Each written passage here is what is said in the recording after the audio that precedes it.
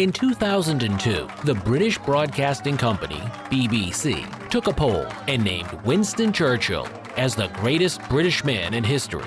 Looking at all the photos and newsreels, we imagine him as an elderly man with a somewhat bulldog appearance, the ever-present cigar in his mouth, and a cane in his hand. For the most part, we remember him as the Prime Minister of Great Britain, who actively fought against fascism during World War II. But few are aware of Churchill's racist views and his crimes against humanity, which often border on Nazism. In today's new episode of Infographics, we are going to take a closer look at these contradictory merits of this politician. Churchill demonstrated on multiple occasions an admiration for the leaders of the fascists, even supporting their actions. In 1927, he visited Italy during the reign of Mussolini. The dictator left an impression on Churchill, the latter having said that his heart belonged to the Italian leader. And in general, Nazism served the world a great service in the fight against communism. Then, in 1935, the British Prime Minister greeted Hitler, who, in his own words, "Courage, perseverance, and vitality allowed him to break all resistance on his way." This was said when the Fuhrer was solving problems via massacres and concentration camps. However, his idol soon gave the order to bomb Great Britain. Then Churchill moved in favor of a war, going until a victorious end was achieved, although some politicians had wanted to make an alliance with Germany. Afterwards, the Prime Minister took part in the famous meeting with Roosevelt and Stalin in Tehran, where the opening of a second front was discussed. However, many researchers believe that at heart, the politician still admired Hitler. It's simply that imperial values. One might say Sir Winston Leonard Spencer Churchill's loyalty to the British Empire was, in general, in the blood. He belonged to the old aristocrats, the Dukes of Marlborough, ardent champions of Britain's right to own the colonies and their resources.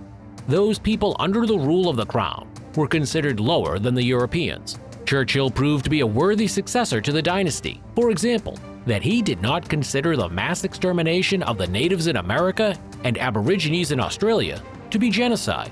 Their place, according to the British Lord, was taken by a stronger, wiser, and more developed race, and this justifies any cruelty.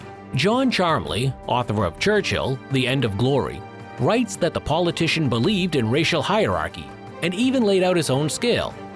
For example, he put Indians above Africans, white Catholics above colored peoples, but still below white Protestant Christians. And he considered the British to be at the top of the overall social hierarchy. At the same time, however, Churchill never showed any compassion for the representatives of superior races who stood in his way.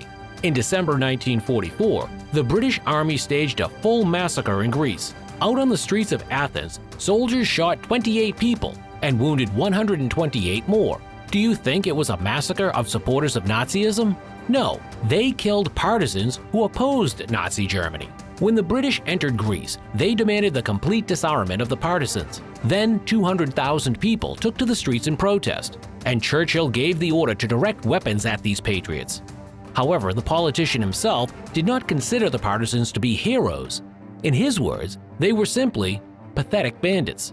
The head of government was afraid that members of the resistance sympathized with communism, which posed a threat to the empire. And when Churchill saw the danger to the empire, he was ready to kill even his compatriots. As Minister of War and Minister of Air, he led the persecution of the Irish fighters for independence from 1917 to 1921. In order to suppress the uprising, at his order, special Royal Irish Police units were created. These units, popularly named the Black and Tans for the color of their uniforms, committed many atrocities in Ireland, including the burning of the city Cork and the massacre at Croke Park, where they shot 13 people during a football match. But this was not enough for Churchill. He called the Irish strange for their reluctance to become British, and threatened to send planes to bomb the rebels. And the intervention of other politicians was the only thing that prevented this disaster. However, the author of another book about Churchill, political scientist from Cambridge University Nigel Knight, argues that Winston cannot be called anti-Irish. After all, he later played a leading role in the conclusion of the Anglo-Irish Peace Treaty, which ended the bloody riots. This is not the only case of Churchill's ill treatment of his country's inhabitants. One of the most scandalous episodes of his biography is the events associated with the robbery of a jewelry store, when 2 police officers were killed by bandits. The robbers were found in a house on Sydney Street. They opened fire, wounding 2 police officers and killing 1. The politician went to the scene and forbade putting out the fire when a fire started in the house. As a result, the bandits burned to death, and the newspaper's prime minister and parliament were convicted of atrocity. However, Churchill's ruthlessness was not limited to only criminals, but to ordinary citizens as well. He abhorred union members and had once even suggested forcibly sterilizing 100 of these degenerate Britons, and then added that for such vagrants, it was necessary to create harsh labor colonies. In November of 1910, Churchill, as Secretary of Interior Affairs, moved from words to action.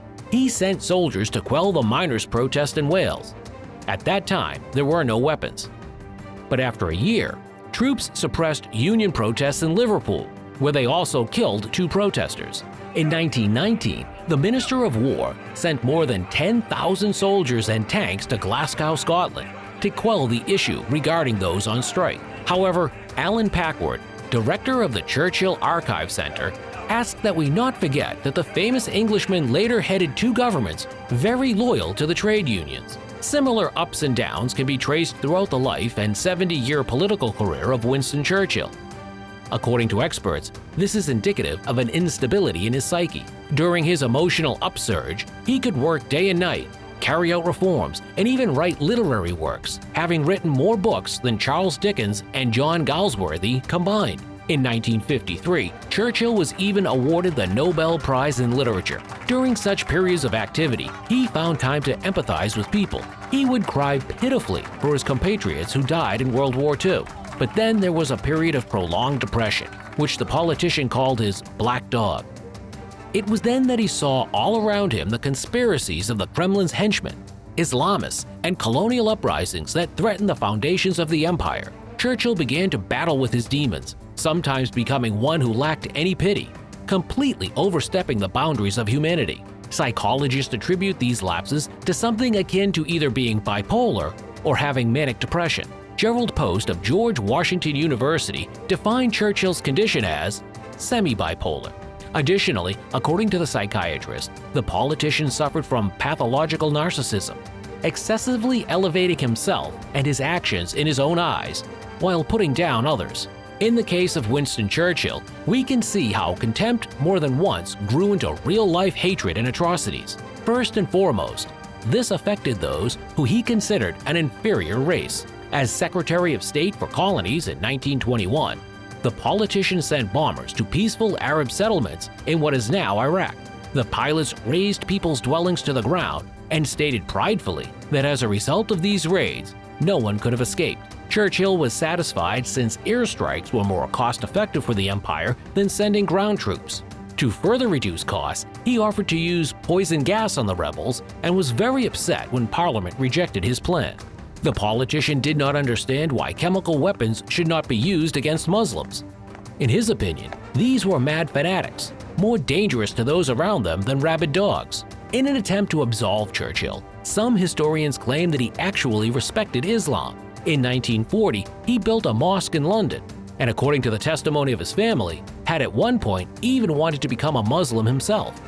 Well, that and he allegedly offered to use only tear gas, and only so that there were fewer victims. Apparently for the same dubious, humane reason, Churchill wanted to launch a gas attack in India to suppress anti-colonial actions. In this case, chemical weapons were also not used, but one of the provinces in the country received an even more terrible blow on the part of the Prime Minister. In 1942, Japan occupied Burma, which supplied rice to Bengal, and before long a famine began in the Indian province. And Churchill, rather than help, gave orders to take away the entire rice crop of Bengal itself for the needs of the British Army. And as if nothing had happened, he continued every day to eat his favorite oysters, drink the best champagne, and smoke expensive cigars. Meanwhile, a massive famine broke out in Bengal.